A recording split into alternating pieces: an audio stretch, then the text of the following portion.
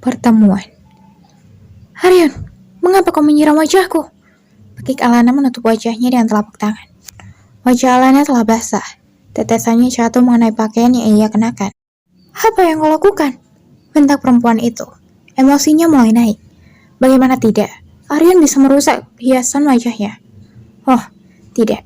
Dia tidak ingin itu terjadi. Masih menutupi wajah dengan satu tangan. Lalu, dengan cepat sebelah tangan Alana yang lain turun meraba tas lempang yang menggantung di bahunya. Tas kecil yang selalu ikut bersamanya, yang berisikan alat make up. Untuk antisipasi jika hal ini terjadi, perempuan itu harus memperbaiki riasannya. Tangan Alana baru saja merogoh tasnya, namun terhenti saat tangan Aryan mencekalnya. Aryan, apa yang kau lakukan? Lepaskan aku. Pekik Alana mencoba berontak menarik tangannya yang telah memegang bedak. Pemuda ini tidak mengindahkan kata-kata Alana.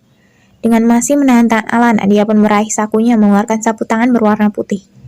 Maaf, aku harus melakukan ini, ucap Aryan lalu menurunkan tangan Alana yang menutupi wajahnya. Tangan Aryan yang memegang sapu tangan telah menggantung. Wajah Alana membulat melihat Aryan akan menempelkan sapu tangan di wajahnya yang basah. Aryan, jangan! Pinta Alana gelagapan. Pemuda itu akan mengusap wajahnya. Oh, tidak. Wajah buruk rupanya bisa terlihat. Aryan, jangan! Lirik Alana mencoba berontak, namun Aryan mencekal tangannya. Maafkan aku. Aryan lalu mengusap wajah Alana dengan sapu tangan, menekannya agar make up yang menempel di wajah itu terhapus. Sedikit agak sulit karena make up yang terpulas baik. Aryan terus mengusap asal, tak beraturan, terutama bagian pipi kiri Alana. Ya Tuhan, wajah asli Alana. Aryan melepaskan Alana setelah riasan di wajah perempuan itu terlihat berantakan. Kini, sudah tidak ada Alana yang terlihat seperti putri. Aryan! Hardik Alana. Aryan hanya mematung mengamati wajah Alana dengan riasan berantakan, serta luka yang menghiasi pipi kiri Alana. Alana akan meluapkan amarahnya, lalu tersadar akan sesuatu. Aryan tahu wajah buruk rupanya. Oh astaga, bagaimana lelaki ini tahu wajah buruk rupanya? Alana menatap Aryan terdiam meneliti wajahnya yang bercacat. Aryan, kau tahu? Lirik Alana menangku wajah kirinya. Manik matanya mulai berkaca-kaca. Tubuhnya bergetar. Kakinya terasa lemas, seakan tidak bisa bernapas dengan baik. Ya Tuhan, ada yang melihat wajah yang selama ini susah payah ia tutupi. Pemuda itu pasti takut melihat wajahnya yang mengerikan. Seketika, Alana diliputi rasa malu. Sungguh, dia tidak percaya diri di hadapan Aryan. Iya, aku tahu sejak awal. Dari fotomu di ponsel yang aku temukan dulu. Maaf aku lancang memeriksanya, ucap Aryan tahu rahasia Alana. Dia mengira Zain tahu tentang Alana. Akan tetapi, saat Aryan mendapatkan informasi dari Giselle jika mereka menikah hanya terpaksa, disitulah Aryan yakin Zain tidak tahu wajah Alana sebenarnya. Alana tertegun. Jadi selama ini, Aryan tahu bagaimana rupanya. Karena aku tahu keadaanmu, aku tidak mau kau terluka karena Zain. Zain akan membuatnya terluka. Bagaimana bisa? Mendengar itu, Alana mendesak kasar. Aryan hanya mencari cara agar menghalanginya bertemu Zain. Itu pikir Alana tak mengerti arah kalimat Aryan. Hentikan Aryan. Kak Zain tidak akan pernah melukaiku. Dia sangat mencintaiku. Tekan Alana penuh keyakinan. Aku harus menemuinya sekarang. Baiklah, pergilah dalam keadaan seperti itu, tanpa riasan. Kita lihat apakah Zain akan menerimamu. Tantang Aryan. Dek. Alana berdiri tertegun dengan jantung yang seakan terjun bebas ke dasar perut. Menemui Zain dalam keadaan kacau tanpa make up dan memperlihatkan wajah buruk rupanya. Sungguh, perasaannya seketika gusar. Apakah Zain akan menerimanya?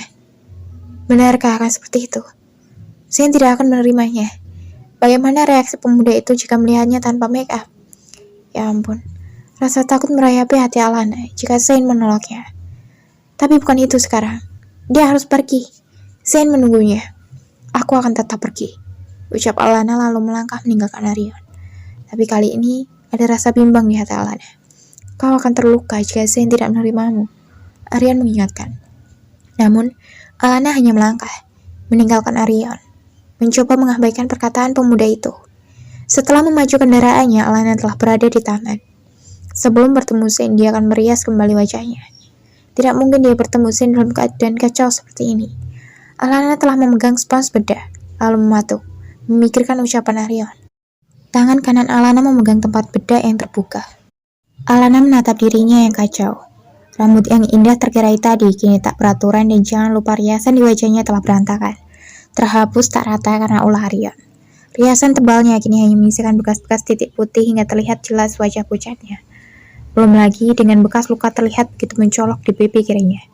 Wajahnya terlihat sangat merikan. Tak dikenali. Apa benar Kak Sen tidak akan pernah menerimaku jika dia tahu wajahku seperti ini? Batin Alana terus menatap wajahnya di cermin bedak. Perasaan rendah dirinya kembali menerjang. Ya, setelah selama ini Alana memang tidak memiliki kepercayaan diri karena wajahnya, hingga ia terus menutup diri.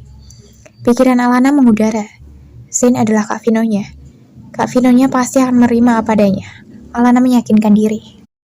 Baiklah, malam ini aku akan jujur padanya. Siapa aku? Aku akan menceritakan jika aku adalah Nana, adik kesayangannya.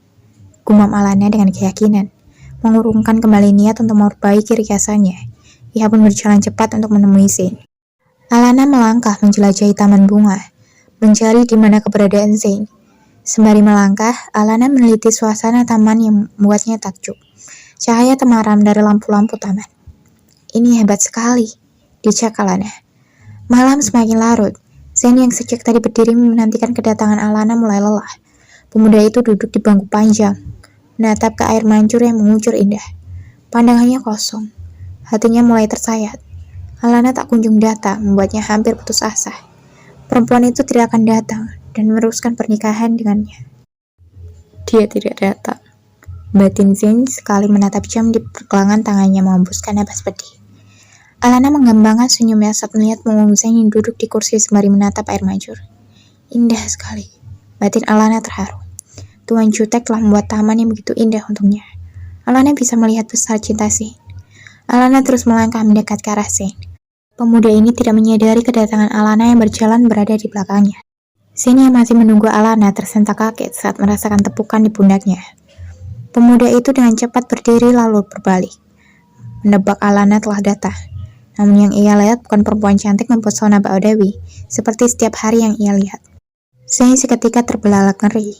Dengan jantungnya seakan melompat keluar saat melihat perempuan mengenakan pakaian putih panjang dengan rambut panjang acak-acakan serta wajah pucat dengan bekas luka menghiasi. Sungguh sangat mengerikan baginya. Karena refleks, Pekik Zain berdiri di tempat, menutup matanya rapat. Sementara itu, Alana yang berdiri di hadapan Zain tak menduga sikap Zain yang berteriak dan menutupi matanya saat melihat wajah asli Alana tanpa riasan. Bak melihat hantu. Jantung Alana seakan terpukul kencang. Tusukan kecewa merayap di hatinya. Oh astaga, ternyata Zain tidak mengenalinya dan takut melihat wajah aslinya. Angan Alana terhempas. Sedikit harapan jika pemuda itu akan menerimanya seketika luruh. Zain takut melihat wajahnya. Hati Alana hancur remuk. Pemuda itu takut padanya. Percaya dirinya yang rendah semakin hilang. Dia bahkan belum bicara jujur tentang dirinya. Tetapi Zain telah takut padanya. Dia takut melihatku, batin Alana. Seketika kristal bening terjun bebas dari pelupuk matanya, membasahi pipi. Orang yang dicintainya takut melihatnya. Dan itu membuat perasaannya sangat terluka. Bagaimana dia akan membina hubungan dengan orang yang takut melihat wajahnya? Dengan dada terasa sesak terhimpit, Alana berlari cepat meninggalkan Zain sebelum pemuda itu menyadari kehadirannya.